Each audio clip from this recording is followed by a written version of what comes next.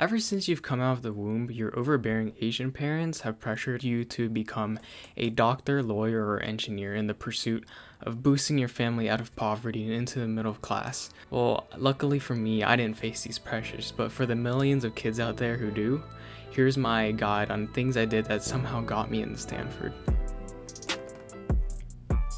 So before we get started, here are a couple of prerequisites before you cry hearsay. First, you gotta be a first-generation college student, first-generation immigrant, underrepresented minority, poor as and have your dad die in the middle of your junior year.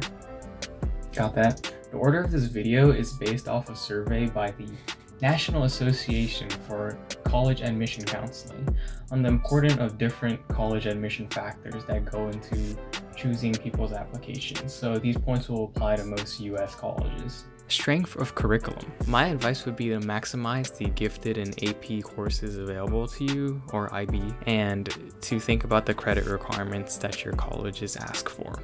In high school, I took the most difficult classes available to me at each grade level up to a certain extent. Going from middle to high school, I gauged my ability to do well in future courses based off of my performance in my freshman year, while dipping my toes in as many clubs as I could. It turned out pretty well as I was able to manage my workload while maintaining a 4.0 GPA and 6th class rank in my school of about 600 people in my class at the time, while staying at school several times a week. So yeah, things turned out pretty well for me.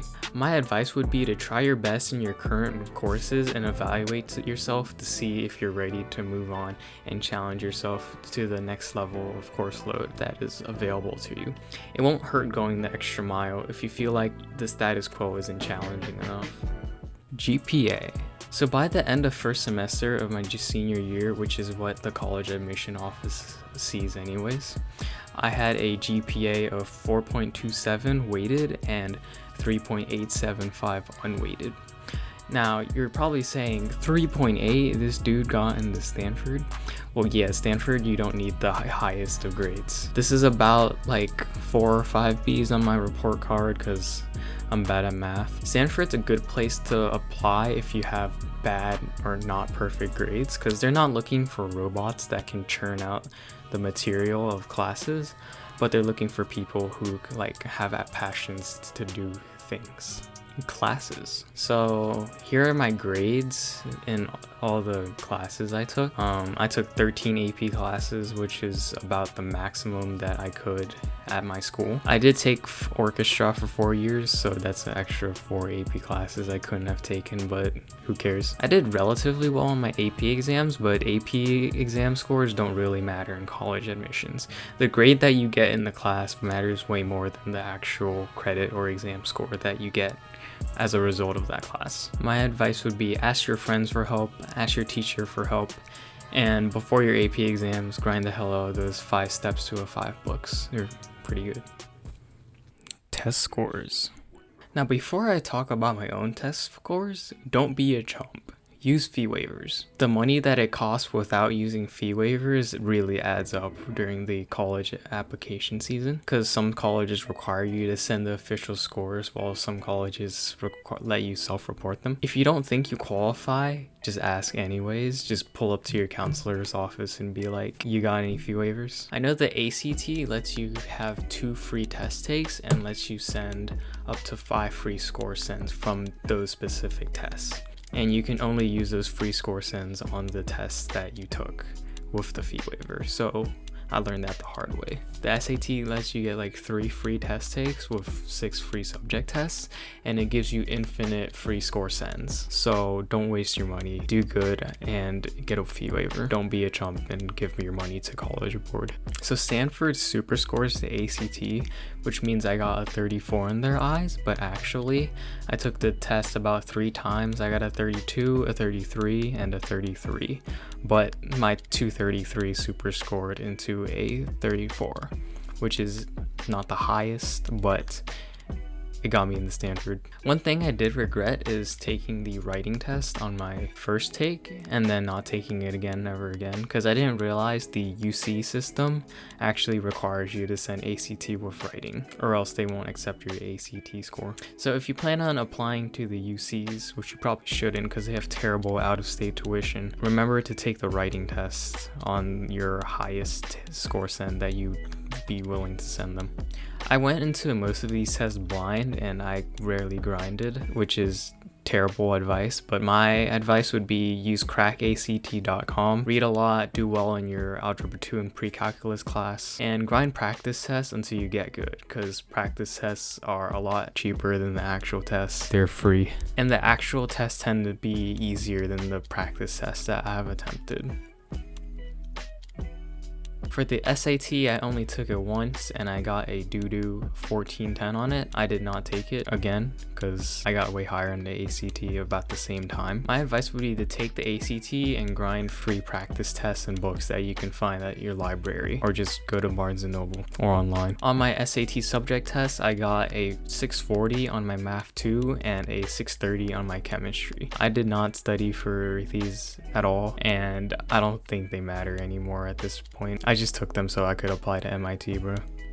So pro tips for test taking, I chug a can of Mr. Brown's coffee because it keeps me awake. If you don't do well with caffeine, you should test that out with a practice test before the actual test. Grind practice tests under the same environment that you'd be taking the actual test, because it'd be testing your testing fatigue and testing under pressure, etc., and learning how to time yourself with the fast-paced ACT. You're fine within an extent of the test scores that you have of the college that you want to go to, as long as the rest of your application is strong as well. If you want your score to be a non-factor, be within the middle 50% or the upper quartile of your school's test scores. If you struggle to get the test scores within the ranges of the colleges that you're applying to, you probably aren't within the demographic of students that would excel at these colleges, which really sucks because test score is really dependent on your family environment and income, and that's just a deep rabbit hole. But you just have to give yourself a chance to grind and do your best in shooting your shot. I know this can be tough, but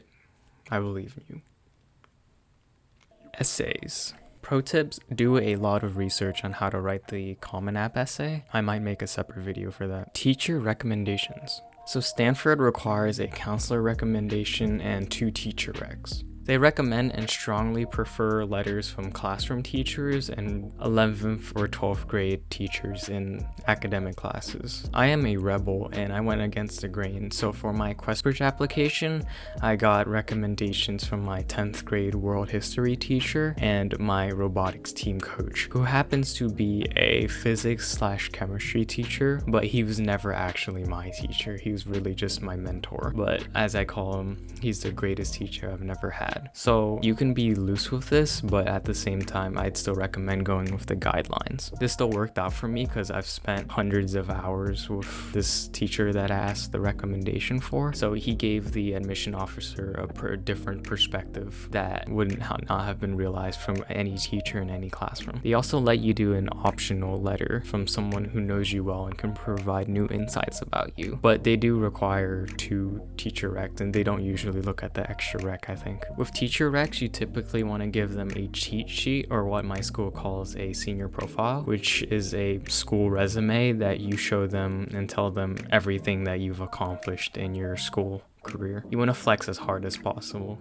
I made mine like 9 pages long, slapped all my test scores, AP classes, extracurriculars, and additional questions that my school includes in their senior profile template. If you don't keep strong connections with your teachers, it's most likely that they don't know you that well. So this is like the one time that they could go through and read all about what you've done in high school that you haven't told them. It'll really let them put a personal touch into your recommendation letter rather than just going with the template that they use for everyone who asks for it. You stand out not necessarily by having these connections with your teachers, but being able to communicate to them, here's what I've accomplished and here's what I want you to talk about in my recommendation. So yeah, make a cheat sheet and make it really long and make it really detailed, because even if you do know that teacher very well, you probably haven't told them everything about your life or about your accomplishments, so you gotta flex on them, bro. Class rank. So by the time I submitted my Stanford application, I was class rank 16 out of 645. Class rank is really relative depending on how competitive your school is with their test scores and their grades. You could be the best of the worst or the worst amongst a bunch of geniuses. So the impact of this metric really varies based on your situation. This is why it's not really as important during your application's evaluation. A general rule of thumb is if you're getting good grades, you're most likely going to be near the top of your class anyways. Anything above the top 10% of your class is fine. Like, you don't have to be super anal about it. Luckily for me, most of me and my friends were in the top of our class and we're friends. Like, we didn't hate each other. There was no competition. Like, if you're up there, then it's fine. It doesn't really matter if you're valedictorian or not. I was very far from being valedictorian and I still got into Stanford. So for y'all out there who are like, oh no, I'm not first class rank, you'll be fine. If you do go to a large public school, being in the top 5 to 10% of your class is good enough. But if not, there are other things in your application that you can do to stand out, such as your essays and your extracurriculars. Extracurricular activities. So in terms of extracurriculars, which could really be anything that you do not in the classroom, I did robotics for 4 years where I was the scouting captain, team manager, and president. I did science Olympiad for all 4 years. I was an officer 1 year and I won a handful of medals, though never won any at state. I did National Honor Society for 2.5 years and I was secretary the last year. I did volunteering with Beta Club and Interact Club and in Triumph. I was in my school's chamber orchestra junior and senior year where I was able to flex that we played in the Kennedy Center even though no one was there. I did academic bowl since like 7th grade and then the team died in my sophomore year, so that sucked. I did Model UN my first 2 years and then it died. I have my DHS Probe Homework Instagram page, which I posted the homework every day and had college infographics. And I took care of my little sister. This might look like a laundry list of clubs that I participated in, but I mostly did it because it gave me time to hang out with my friends and to get out of the house. And nothing here is really astronomical, except the big thing I did with robotics was that I created a mentoring network between the high school and the elementary and middle schools within my community, where they were just starting their teams while my team already had been established, so I went to talk to the coaches and help them out, and to bring members from the high school robotics teams to mentor the little kids. Other than that, I did not really win any international competitions. I just volunteered. My advice would be do the things that you love and try to do them really well, or end up doing something or do things that make an impact on as many people as you can, even within the restraints that you have in your community. It turns out that you can really get lots of things done by emailing people and just driving out and seeing them. Having access to a car is also really helpful because you can stay at school as long as you want and go different places to volunteer and such. I know not many people have the opportunity to pursue this many extracurriculars, but work with what you can. You don't have to even join clubs at your school anyways, like you can do your own thing at home.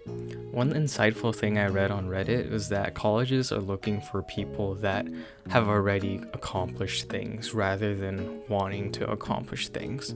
So for example, I applied as an engineering major, and for the thing I accomplished was that I had built robots and competed with them, so they already knew I had that engineering background.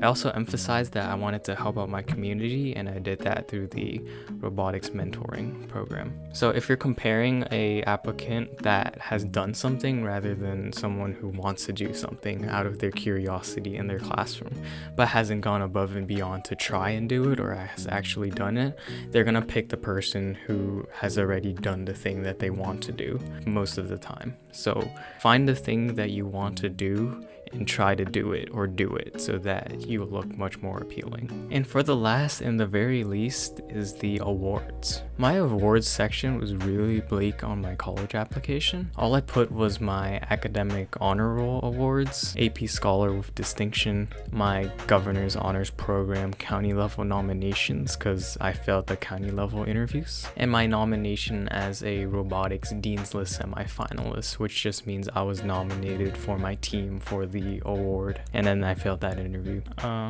Yeah, that's about it. I didn't win any Nobel Prizes or Intel Science Fair awards, though I did update them later that I was a Gates finalist and a QuestBridge match finalist, though of course they already knew that. They rejected my ass that round. But yeah, it's okay. You don't have to win any Intel Science Fairs or have any Nobel Prizes or have any references in research papers by the age of 18. Though those things certainly might help, not everyone has access to those things, nor do they have the ability to do those things. So yeah, those are my awards.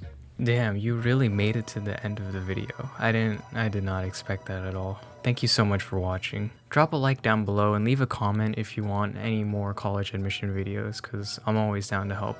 Or just email me. I'll leave my email in the description. Alright, thanks.